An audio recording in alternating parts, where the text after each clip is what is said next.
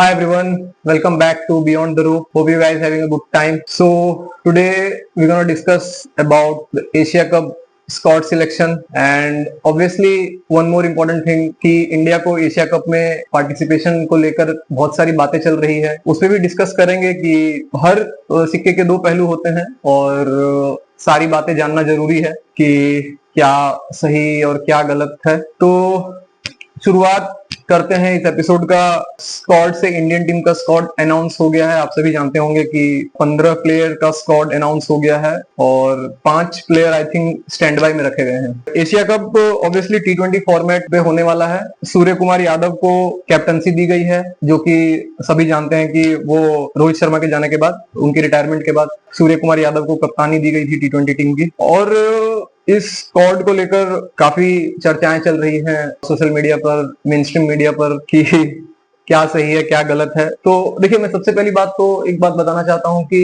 एक board meeting होती है जब वहां पे सिलेक्टर्स रहते हैं, उस मीटिंग में कैप्टन ऑब्वियसली रहते हैं। हम सभी जानते हैं कि उन सबकी बहुत रिस्पॉन्सिबिलिटी रहती है। इंडिया आई थिंक इतना वास्ट हो गया है एज ए क्रिकेटिंग नेशन, उसमें आई थिंक एक 15 प्लेयर का स्क्वाड बनाना काफी चैलेंजिंग काम है।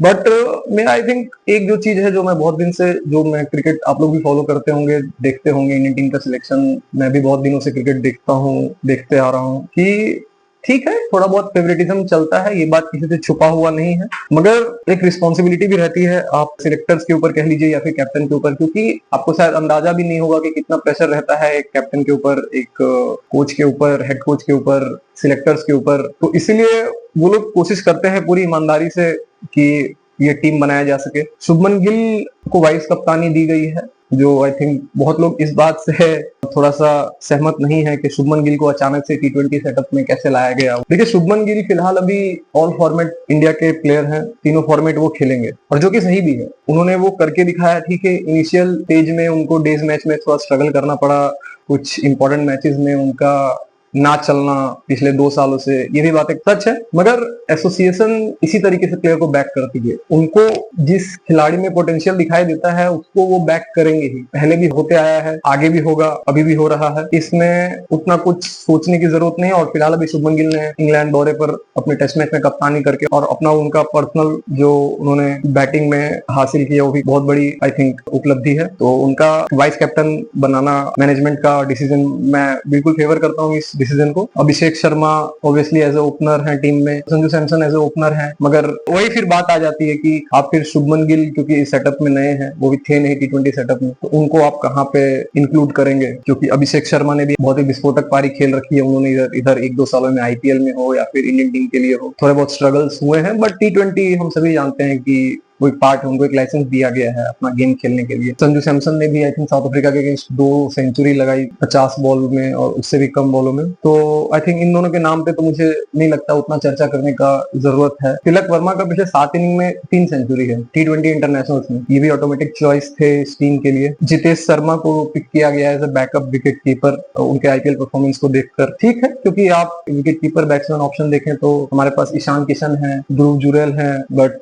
BCCI ने जितेश शर्मा को बैक किया है। शिवम दुबे हैं इस टीम में। मेरा मानना है कि शिवम दुबे का जो मैंने बैटिंग देखा है पिछले 2-3 सालों में, स्पिनर्स को उनसे बेहतर तरीके से, मेरे ख्याल से कोई, मतलब जो वो कहते हैं ना हम लोग रेंज हिटिंग, तो उनसे बेहतर मैंने किसी को मारते नहीं देखा। मीडियम पेस में उनको थोड़ा स्ट्रगल करना पड़ा, बट उनको एक team, I think team management x factor की तरह देख रही है कि हाँ, हमें शिवम दुबे जैसा प्लेयर चाहिए 5-6 नंबर पे, स्पिनर के एक ओवर में 20-25 रन बनाने का वो दमखम रखते हो। बॉलिंग की बात की जाए तो शिवम दुबे, मेरा नहीं ख्याल है कि वो उतना इफेक्टिव होंगे T20 फॉर्मेट में। मतलब कि आप उनको 4 ओवर आप शिवम दुबे को देख सकते हैं किसी मैच में भी करते हुए, वो पॉसिबल नहीं है, क्योंकि शिवम दुबे उस तरीके के गेंदबाज नहीं है जैसे हमने हार्दिक पांड्या को देखा, प्रॉपर मीडियम पेस ऑलराउंडर कहलाते हैं, उस तरीके के शिवम दुबे नहीं है। बट हाँ, बैटिंग में उन्होंने करके दिखाया है, तो शिवम दुबे को भी बैक किया गया है इस एशिया कप स्क्वाड के लिए। फिर रिंकू सिंह है बल्लेबाज, लेफ्ट हैंडेड बैट्समैन, थोड़ा सा हालिया प्रदर्शन उतना बढ़िया नहीं रहा है, बट उन्होंने जो पास्ट में जो भी किया है IPL में और इंडियन टीम के लिए भी उन्होंने काफी अच्छी पारियां खेली है। तो रिंकू सिंह को यहाँ पे स्क्वाड रिटेंशन मिला है एटलीस्ट T20 टीम में।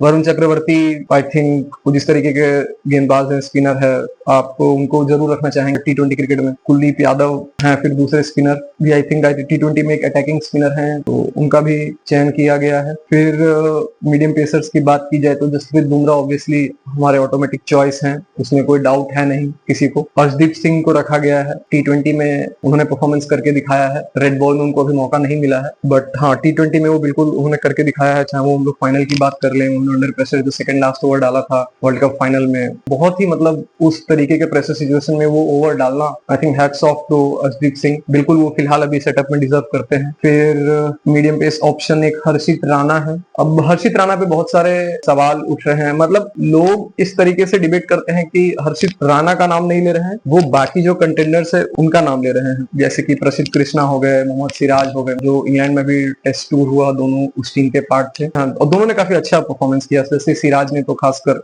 प्रसिद्ध कृष्णा थोड़ा से महंगे साबित हुए थे टेस्ट मैच में, बट उन्होंने भी आई थिंक कुछ समय में बहुत ही क्रूशियल ब्रेक थ्रू दिलाया था इंडियन टीम को। प्रसिद्ध Krishna obviously stand by players में है वो। तो हर्षित राणा को बैक किया गया है, चैंपियंस ट्रॉफी में भी वो थे, क्योंकि अगर आप सच पूछिएगा कि उनसे बेहतर विकल्प क्या हमारे पास नहीं है, तो ये बात गलत होगा। विकल्प है हमारे पास, बिल्कुल है, मगर हर्षित राणा को रखा गया है इस टीम में। ठीक है, अगर उनको बैकिंग मिला है तो हमें भी बैक करना चाहिए, मैनेजमेंट के डिसीजन को हमें भी अप्रिशिएट करना चाहिए, कि देखिए ऑब्वियसली सारे प्लेयर्स हमारे ही होते हैं और सब जीतने के लिए ही खेलने वहां पे उतरते हैं। आई थिंक सबसे सीनियर प्लेयर मेरे ख्याल से हार्दिक पांड्या ही है इस टीम में, उनका रोल काफी अहम रहेगा इस टूर्नामेंट में एज अ बैटिंग ऑलराउंडर कह लीजिए। और obviously I think stand by players में यशस्वी जायसवाल है। यशस्वी जायसवाल को लेकर काफी लोग कह रहे हैं कि इनका भी जगह बनना चाहिए। ठीक है, लेकिन मैंने वही कहा कि जायसवाल का जगह आप बोल रहे हैं बनना चाहिए, तिलक वर्मा क्यों नहीं? तिलक वर्मा भी टॉप 3 में बैटिंग कर रहे हैं, उन्होंने भी 3 सेंचुरी टीम इंडिया के लिए करके दिया है। अभिषेक शर्मा को आप फेवर कर रहे हैं, फिलहाल अभी इंडियन टीम फेवर कर रही है एटलीस्ट T20 के लिए, तो जिस तरीके से वो खेल रहे हैं, जिस तरीके से उनका गेम है, जायसवाल का भी वही गेम है, तो फिर ऐसे तो आप कहिएगा कि कंटेंशन तो ओपनर्स के लिए बहुत सारे हैं। आप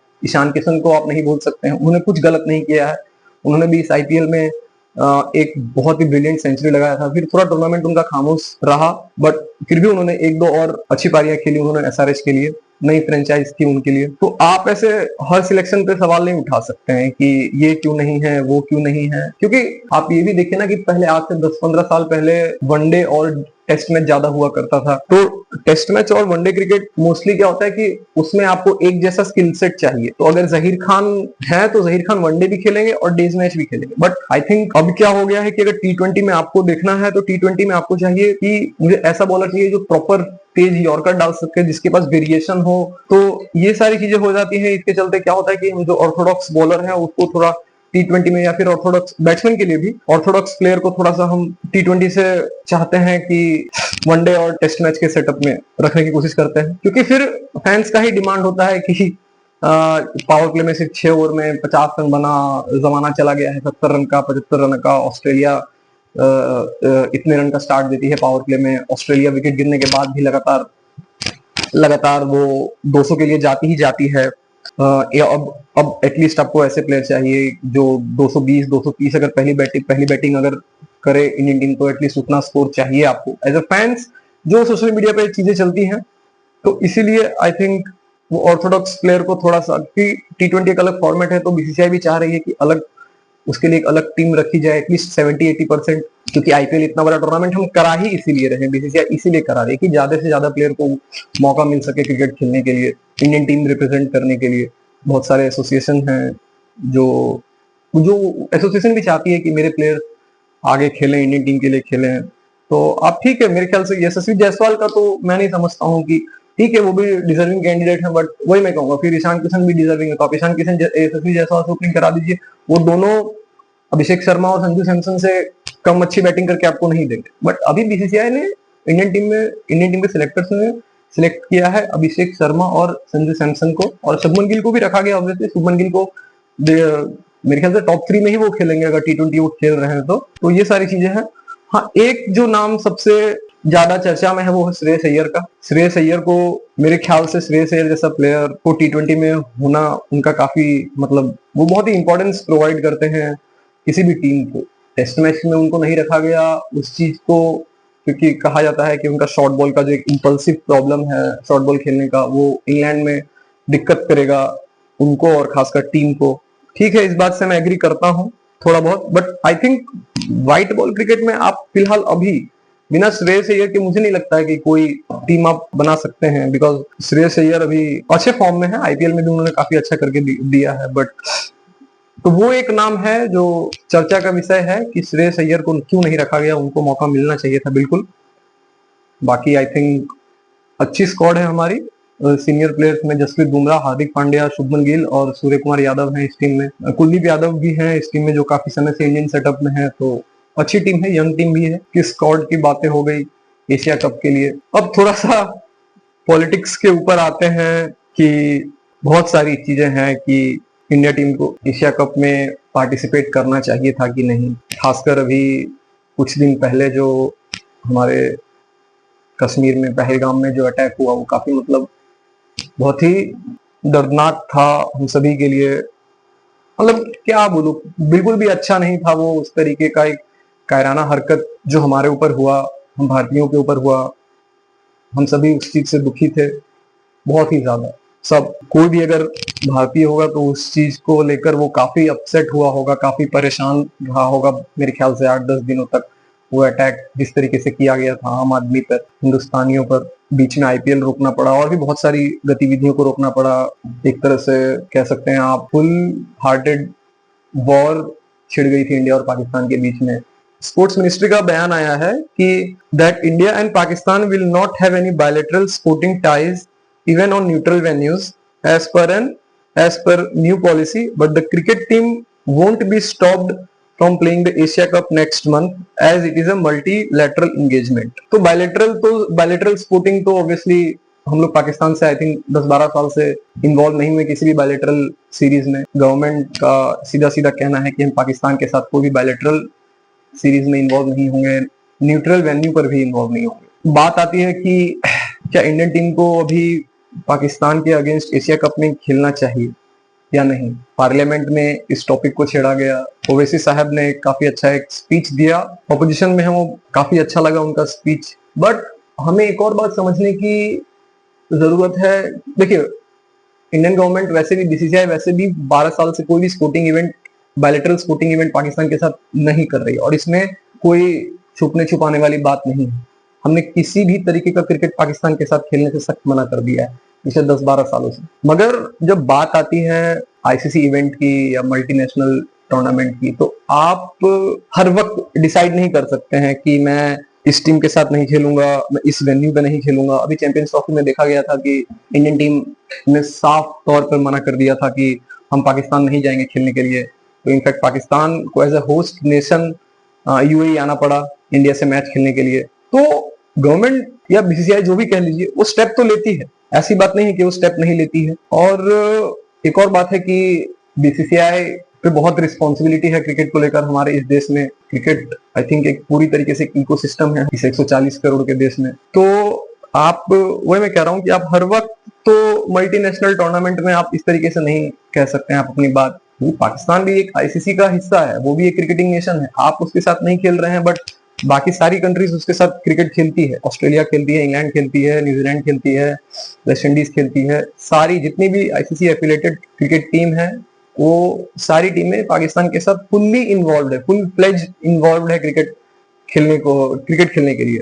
उनके वहां जाके लीग खेलना, उनके प्लेयर्स को अपने वहां बुला के लीग खिलवाना, उनके वहां जाके इंटरनेशनल बायलैटरल सीरीज खेलना।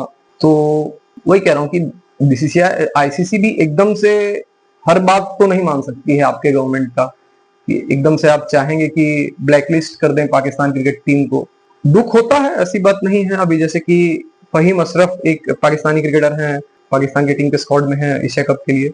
उन्होंने सोशल मीडिया पर बहुत ही आई थिंक भद्दा पोस्ट किया था, ये जो जब ये वॉर चल रही थी इंडिया पाकिस्तान को लेकर। उनके बहुत सारे सेलिब्रिटीज ने एक तरह से मॉक करने की कोशिश की। देखिए, वो अपने देश को डिफेंड करना इज ए डिफरेंट थिंग, मगर आप सारी बात जानते हुए भी जस्ट बिकॉज आपकी कंट्री इन्वॉल्व है वॉर में और आप दूसरे देश को मॉक कर रहे हैं, ये मेरे ख्याल से सही नहीं है। और इससे हम सभी का खून खौलता है, ये इसमें भी कोई दो राय नहीं है, चाहे वो कोई भी हो। मगर ये डिसीजन, क्योंकि आप कहिएगा कि अच्छा पैसों के लिए बीसीसीआई क्रिकेट करवाती है पाकिस्तान के साथ, चलिए ठीक है। बीसीसीआई वही पैसों से आज हमारे देश में इतने सारे बच्चे क्रिकेट खेल रहे हैं, वही पैसों से बीसीसीआई लग्जरी प्रोवाइड करती है आप सब जितने भी लोग क्रिकेट खेल रहे हैं, अंडर 16 से लेके इंडियन टीम तक, इन सबको बीसीसीआई वही पैसों से लग्जरी प्रोवाइड करती है। और इस देश में क्रिकेट क्या है और क्रिकेट को कितनी लग्जरी है वो किसी से छुपा हुआ नहीं है। मैं वही कह रहा हूँ कि हर सिक्के का दो पहलू है। हम सबके अंदर गुस्सा है पाकिस्तान को लेकर, मगर जो स्पोर्ट्स मिनिस्ट्री का डिसीजन आया है या फिर बीसीसीआई का जो डिसीजन है और गवर्नमेंट का जो डिसीजन है उसको हमें बैक करना चाहिए। तो यही बस है कि हमें अपनी टीम को इस एशिया कप के लिए शुभकामनाएं देनी चाहिए। आज के लिए बस इतना ही। थैंक यू सो मच आप सभी के टाइम के लिए।